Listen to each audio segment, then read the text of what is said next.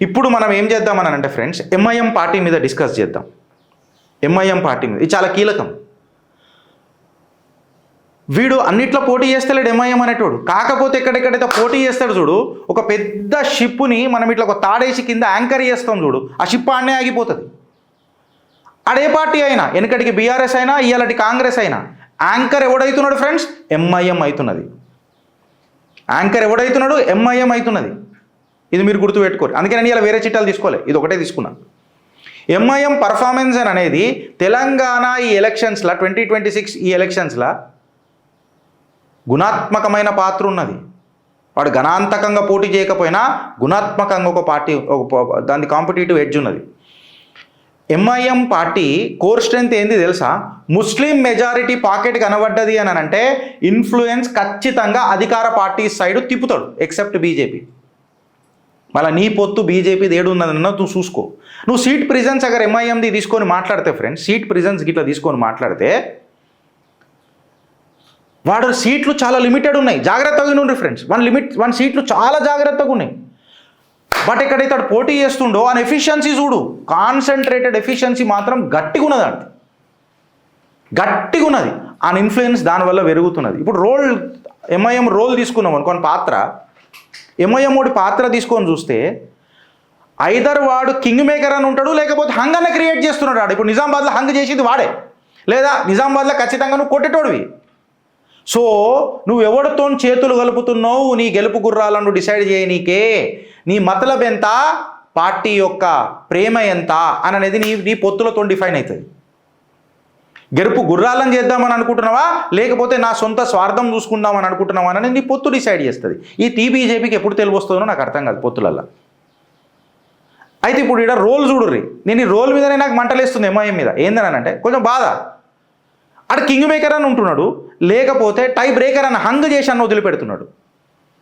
ఆడి దగ్గరికి రావాలా? ఎందుకు? వాడు షిప్పుని నిలబెట్టే యాంకర్ అయిండు బ్రదర్, యాంకర్ అయిండాడు. వాడు అలయన్స్ బిహేవియర్ కాడికి వద్దాం ఫ్రెండ్స్. ఆడు ఎట్లా పొత్తులు చేస్తాడు, ఆ నడవడేంది అని అంటే ఐదర్ ఆడు టాక్టికల్ సపోర్ట్ అని ఇస్తాడు. ఆడు అలయన్స్లు ఎవరితో పెట్టుకున్నట్టు ఏం చెప్తలేడు ఎంఐఎం వాడు. కానీ ఇప్పుడు నిజామాబాద్లో సపోజ్ బీజేపీ రావాలనంటే నువ్వు నా దగ్గరికి రావాలని నేను చెప్పినట్టే వినాలి. ఆడు బీజేపీ మెడల్ కూడా ఉంచుతాడు. నీకు అర్థమవుతుందా అని అంటున్నా, ఓటరా నీకు అర్థమవుతుందా అంటున్నా. నువ్వేదో చాలా సెక్యులర్ వాది లెక్క కూడా ఓటేస్తావు కదా, నీ పాత్ర కూడా ఉన్నది ఇక్కడ, పార్టీలదే లేదు. వాన్ పాకెట్ ఎఫిషియన్సీ పెరిగింది, వాడు పాపులేషన్ ఆడ పెరిగింది అని అంటే వాన్ ఇన్ఫ్లుయెన్స్ స్పిల్ అవుతుందాడా. వాడు అలయన్స్లు ఎవరితోనన్నా పెట్టుకుంటున్నా మామవాడు, ఎవరితో పెట్టుకుంటలేడు. కానీ వాడు టాక్టికల్ సపోర్ట్ అయిపోతున్నాడు, స్ట్రాటజికల్ సపోర్ట్ అయిపోతున్నాడు. సో వన్ స్ట్రాటజిక్ వాల్యూ ఏడున్నది గిరీష్ అని చెప్పి నువ్వు మాట్లాడితే, అరే ఆడు కేవలము బయటకేం సపోర్ట్ కాదురా నాయన, నీ మున్సిపల్ చైర్పర్సన్ని ఊపుతున్నాడు. అంటే ఇంగ్లీష్లా నీ పర్సెప్షన్ని స్వింగ్ చేస్తున్నాడు. నోట్ కార్డు ఉన్న బుక్ని లాక్కొని వెళ్ళిపోతున్నాడు. మేయర్ ఎలక్షన్స్లల్లా వాడు తిప్పి కొడితే ప్రతి మున్సిపాలిటీలో 5 సీట్లకైనా పోటీ చేసినా, 11 సీట్ల పోటీ చేసినా, 20 సీట్ల పోటీ చేసినా పక్కకు పెట్టు. ఆడు <5 గెలిచి కూడా నీ ఆయువు ప్రాణాలు చేతిలో పెట్టుకొని నడుస్తున్నాడు. ఇది వాస్తవం కాదా? మీ కమెంట్ రూపంలో చెప్పురి ఫ్రెండ్స్. ఇప్పుడు ఎంఐఎం అనేది లో సీట్ కౌంట్తోని ఎంత ఎఫిషియన్సీ రాజకీయాలలో చూపుతున్నది. ఓ మనోళ్ళు 2 గెలిచినరో లేదో, అది కూడా ఇంకా డిక్లేర్ అయిందో లేదో, ఓ డడ్డనగర డమ్కా మొత్తం మేమే ప్రతిపక్షం, మేమే ప్రత్యామ్నాయం, మేమే అధికారం. వాడు మున్సిపల్ చైర్మన్లను పెట్టుకుంటా, డెప్యూటీలలో కూర్చుంటా, పెద్ద పెద్ద పాత్రలు పోసుకుంటా సైలెంట్గా, మళ్ళీ వాడికి మంత్రిత్వ శాఖ తీసుకోడు, ఏం తీసుకోడు, వెనకకేనే టాక్టికల్ సపోర్ట్ ఇస్తాడు. మెల్లమెల్లగా రాజకీయాలలో దురంధర రైతున్నాడు. ఓట్ కన్సాలిడేషన్ పార్టీ లెక్క తయారవుతున్నది. 5 నుంచి 10 సీట్లు గెలిచినా కార్పొరేషన్ల మేజారిటీ పాత్ర ఉంటుందని కొన్ని సెగ్మెంట్లలో. అది కాంగ్రెస్కి తెలుసు. అందుకనే నేను రేవంతుద్దీన్ అయితా. కాంగ్రెస్ అంటే ముస్లిం అంటే కాంగ్రెస్. నీకెప్పుడు అర్థమవుతుంది రా ఓటరా?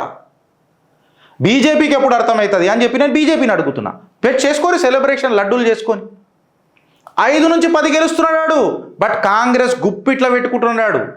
పతంగ్ కంట్రోల్ చేస్తుంది దారాన్ని, దారం పతంగ్ని కంట్రోల్ చేస్తలేదాడ. ఇది మీరు అర్థం చేసుకోరు. ఈ దారం ఒకప్పుడు బీఆర్ఎస్ ఉంటుంది, ఇంకొక సైడు కాంగ్రెస్ ఉంటుంది. ఇది మీరు గుర్తుపెట్టుకోండి. ఇంకా చూడుర్రి, ఆ నెగోషియేషన్ పవర్ చూడుండ్రి. ఓ మా అన్న గెలిపించేసిండు, మా అన్నలు గెలిపించేసిరు, మా అన్నలు వీకేసిరు, మా అన్నలు కట్టేసిరు కట్టలు. ఏం కట్టిర్రా గోపురు కట్టలు? ఆ నెగోషియేషన్ పవర్ చూడుండ్రి. ఆ నెగోషియేషన్ పవర్ ఆ సీట్ పవర్ కంటే పెద్దగా ఉన్నది. ఆడికి ఎన్ని సీట్లు వచ్చినాయి అన్నది పక్కకు పెడితే నాకు ఇది కావాలా, అసలైన కంటెస్ట్ ఇదే కదా బ్రదర్, అసలైన కంటెస్ట్ ఇదే కదా. ఆడ ఇన్ఫ్లుయెన్స్ నడుస్తున్నది, నీదేమన్నా నడుస్తున్నదా? ఇన్ఫ్లుయెన్స్ నీదేమన్నా నడుస్తున్నదా? అరే రాష్ట్ర ముఖ్యమంత్రి మత మార్పిడి అవుతున్నాడు భయ్ అలా ఓట్ల కోసము. నీకు అర్థమవుతుందా? ఎంఐఎం పాత్ర ఎంత పెద్దదో చెప్తున్నా. ఏదో మజాక్ మస్కరాపన పార్టీ కాదా అది.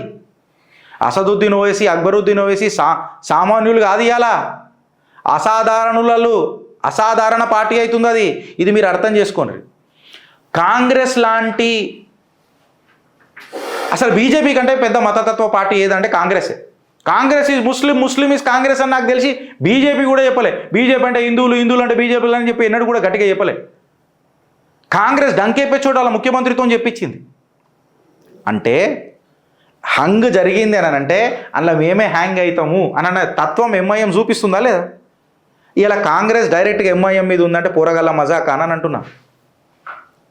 2026 నరేటివ్ ఏముంది తెలుసా ఫ్రెండ్స్? కాంగ్రెస్ వాల్యూమ్ ఉండొచ్చు, బీఆర్ఎస్ ఇలా రెసిస్టెన్స్ ఇచ్చిందొచ్చు, బీజేపీ ఎక్స్పాన్షన్గా కనిపించిందొచ్చు, బట్ ఎంఐఎం హక్ జతాస్తున్నది. ఇదంతా జరిగినా మీరు అనుకుంటుర్రు రన్నింగ్ పోటీలలో నేనే గెలిచినానంటూ. గ్రౌండ్ ఆడదేరా, గ్రౌండ్ ఆడదే, నువ్వు పోటీ చేసే గ్రౌండ్ ఆడదే. అది నీకు అర్థమై సస్తలేదు. రూల్ ఆడి తయారు చేస్తాడు రేపు నీ రన్నింగ్ రేస్లా.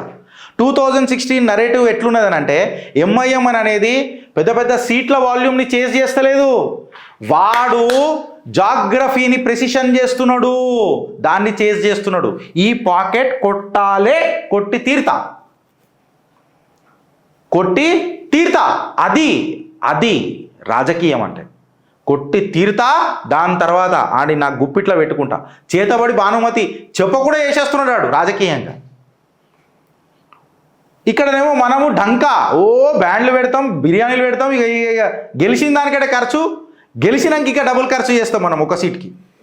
ఆడెప్పుడన్నా గెలుపు గుర్రాలు పెద్ద జిస్టు మనాంచిండా, పెద్ద ర్యాలీలు తీసిండా? ఏం లేదు, సైలెంట్గా పోతున్నాడు. ఈ సైలెంట్గా పోతే ఏమవుతుంది అని అనుకోకుర్రి. అర్బన్ పాలసీని డిఫైన్ చేస్తాడు రేపు. నీ చుట్టుపక్కల ఏం రూల్ కావాలన్నది డిసైడ్ చేస్తాడు. అరే నేనే ప్రత్యక్ష సాక్షి. మన కార్యకర్తకు ఒక ప్రాబ్లం అయితే రాజేంద్ర నగర్లో నేనే ప్రత్యక్ష సాక్షి అని చెప్తున్నా. కిస్మత్పూర్ దగ్గర ఒక్కోడు అడ్డగోలుగా పర్మిషన్ లేకుండా ఒక్కోళ్ళు పర్మిషన్ కడుతుంటే ఇల్లు కడుతుంటే ఉన్న పర్మిషన్ ఏంది, నువ్వు కడుతున్నది ఏంది అని మాట్లాడితే మన కార్పొరేటర్లు మాట్లాడలేకపోయారు. మళ్ళీ విద్యుత్ పెద్ద ముక్కు పెట్టుకొని మాట్లాడతారు మనోళ్ళు. వాడికి అంత సపోర్ట్ ఉన్నది. వాడు ఒక్కడు ఆడ గెలిచలే పెట్టలేడు, వచ్చి నిలబడ్డాడు కంటెస్టెడ్ కార్పొరేటర్, డంకెప్పే చోటు. ఏం పీకలేకపోయినాం. పాపం ఆ పోరాడు ఎంత కష్టపడ్డాడో నాకు తెలుసు. ఉల్టా పోలీసు వాళ్ళు దబాస్తున్నారు. మనం పోయి మాట్లాడితే కొంచెం జర సెట్ అయినారు. నేను కూడా ఏం చేయలేకపోయినా హానెస్ట్గా. ఇది పరిస్థితి. ఇన్ఫ్లుయెన్స్. ఆడు మేయరా, డెప్యూటీ మేయరా, లేదా కార్పొరేటరా, కౌన్సిలరా పక్కకు పెట్టు. ఆయన పొటెన్షియల్ ఉంది చూడు, బలం ఉంది చూడు. తెలంగాణ బీజేపీ కంటే దగ్గర 2 రెట్లు ఎక్కువ ఉన్నదిరా అయ్యా. నీకేం తెలుసు అని అంటున్నా. ఇవాళ హంగ్ కార్పొరేషన్లు జరిగినాయి అని అంటే ఎంఐఎం ఇండిపెండెంట్లు వచ్చి దాన్ని న్యూట్రలైజ్ చేస్తున్నారు, గడ్డపరదించుతున్నారు రాజకీయంగా. ఇది మీకు అర్థమవుతుందా అని చెప్తున్నా.